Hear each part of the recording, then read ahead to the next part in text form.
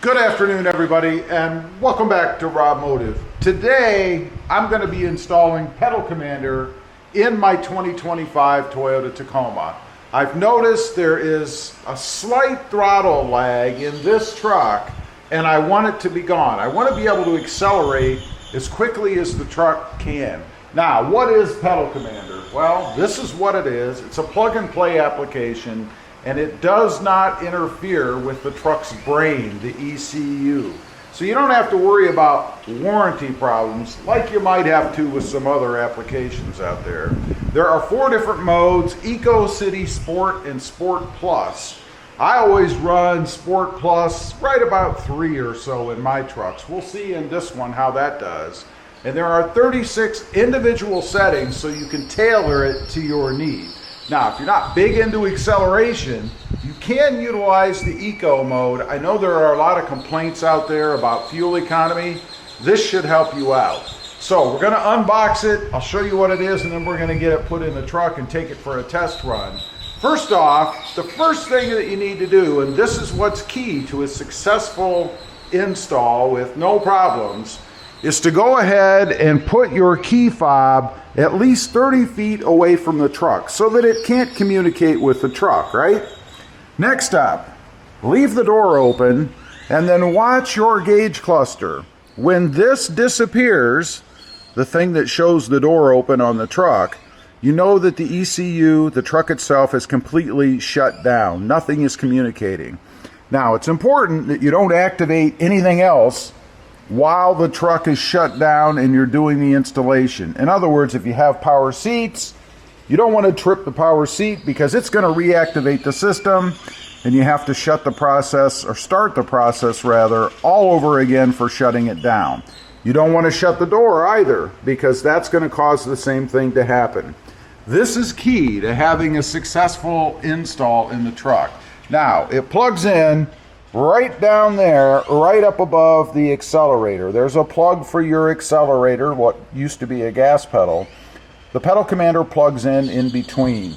Let's open it up here. Right off the bat, you've got a little, I guess, piece of paper that shows you where you can go for your user guide or installation instructions. It's really pretty easy, and if you watch this video, you don't need this. Here is what the Pedal Commander head unit looks like itself. We'll go ahead, pull that out, and you notice there is the cabling behind it, of course, because this is what you're going to plug into the actual vehicle. Now, let's see if I can remember how to get this out of here. I did have this in my 2024 and loved it in that truck. I will say in the 2025 TRD off-road, it does seem to have a little bit more throttle lag than what the 2024 TRD Sport had. These are the connectors that are going to plug in down below, and that's basically it. Now, one bonus to this, it's also Bluetooth controlled. So you can actually control the unit via your phone and Bluetooth. Pretty cool. We'll show you that a little bit once we get it in. You'd want to go ahead and download the app. Pretty simple to do. Real quick, there is a link down below. You can click for the Pedal Commander. Click that link. It'll save you 30 bucks on the price. There's also a discount code. It's RobMotive, all caps. That also saves you 30 bucks. If you click that link and you go to their site and a bigger discount pops up, go ahead and use that code. Save yourself a little bit more money. Now, let's go ahead and get it put in. Okay, we're in the footwell right above the gas pedal, and you can see right there, you can see where my finger is pointing, that is where the connection is you want to unplug. Now, my truck this time only took about 10 minutes to shut down, so it was really quick. Now, I believe the clasp to pull this off is right over here on the right side. It's one of those little push-in things. So you kind of want to grab that with your finger, squeeze, and then pull up. Okay. There we've got it off, and they don't give you a lot of room to work down here. So next, hopefully you guys can see that right in that area. Next, we're going to plug in the pedal commander itself. I'm going to start with, I guess, the gray plug in my case. Should hear a snap. Well, I didn't hear a snap, but I did feel it connect. So we're on. And then you want to put the black connector in up on top. Like so. And then push down. Making sure you have it the right way, and I do. And you heard the little tap there, and that's it. That gets us installed. So let's take a look here. You guys can see it's plugged in everywhere it needs to be plugged in. It's a little cramped, a little tight under here, I'm not gonna lie, but it's really not too bad once you get it put on. Now I'm gonna decide where I want to put the controller part here at. I don't know if I'll leave it exposed or not, since there is Bluetooth connectivity. I really don't need to have it out in the open. I might just put it right back here on this piece that juts down, or I might run it up along the side here, and maybe stick it right here on the corner. I think that's what I might do this time around. So let me get that all run and zip tied up under there, and then I'll show you what it looks like, and we'll do a test run. All right, I've got it all mounted. You guys can see right there, the wire just runs in between, and then I have it secured up above, just a piece of plastic underneath there. So it's out of sight, out of mind, don't have to worry about it. Again, it is also controlled by Bluetooth, so you really don't even have to have the control unit visible. This time around, I just wanted to see it, that's all. All right, we're in the truck. I have not started it yet. I'm gonna go ahead and fire it up so you guys can see the dash as well, looking for any errors or check engine lights or any of that crazy stuff. So let's go ahead, push the button.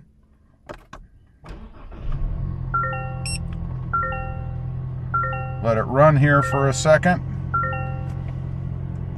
And then of course we need to turn the pedal commander on. There we go. And right now we're on city. I don't want to be on city. I want to be on sport plus, and then I want 1, 2, 3.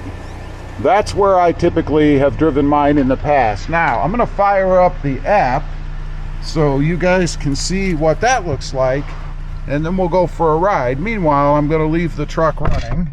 You can see there's nothing funky or weird on the screen, and the pedal commander is lit. You can see it on. Okay. First time you pull the app up, and this is what it looks like, you're going to want to connect the pedal commander to the app, and there's a serial number, and it's printed right on the box. So we're going to go ahead and enter that, confirm it, and it wants a name. Let's go, how about Rob's, let's go RobMotive PC. Now it should recognize, and it does, and you can see there are different settings and things on here. Mine is where I set the unit manually, which is Sport plus 3, and we're good to go. That's it. Let's look at the screen again. No error messages. Now, one thing I want to caution you on, as with any device, if you change the mode that you're in, for instance, if you go from Sport plus 3 to Sport plus 1, make sure you do it when the truck is stopped. You do not want to do that while you're rolling down the road. That's really it. Let's go for a ride. Okay, first time I hit the gas backing up in my driveway, it was pretty firm. I think I have forgotten just how much of a difference pedal commander actually makes. I think Sport plus 3 might be too aggressive, even for me. So I think I'm gonna knock it down, maybe to Sport plus 1. Let me go ahead and stop. And by the way, it is night and day difference. I had forgotten how much of a difference this thing makes. It's freaking awesome. But anyway, to knock it down, we're stopped. Let's just go minus. And there you see, I'm now at Sport plus 1. Let's give it a little gas. Oh yeah, that's a little better for me. Still plenty of acceleration, which obviously is what I was looking for, but not so much that it's going to push me into the back seat if I forget. And that's really the key. Until you get used to it, until I forget that I actually have this installed. Now, again, the nice thing about it is you can adjust it just like we did on the Fly. You can't do that with a tune.